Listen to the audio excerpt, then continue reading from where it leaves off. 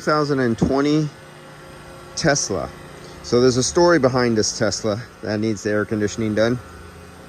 It was bought from California, sight unseen, from New York and delivered to California. Now apparently when they tried to drive it, the hood popped up and smashed the front windshield. That's the first clue something wasn't really right. But if you look at this paint job, check this out. All these defects you see, this isn't from, I guess, the place in New York that, look at all the cracks in the paint and everything like that. This is from New York.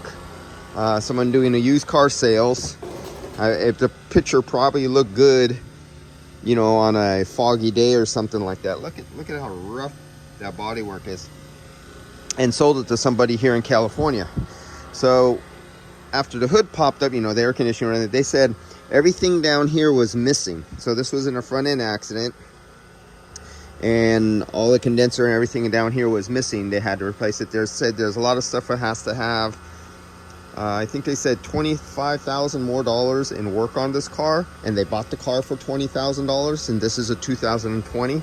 Basically, that's a total out. So this must have been one of those totals out. Somebody bought in one state, and he's a used car sales who flips them over and sells them to other states so they could escape prosecution and then disappear. And so I have no confidence in the air conditioning.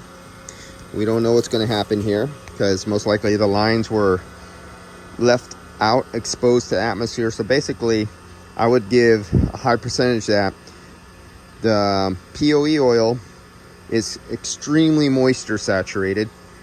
And the first thing that caught my eye here was I see a slight green tint. So I know somebody worked on it before, because you could see the green glow there. Just showing you a few different lights here, so you can see the difference between the glow of different kind of lights around. See how I come close? I'm just getting close to you. You can see the glow inside there. Okay.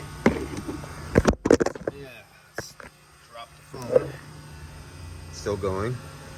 And this is another one.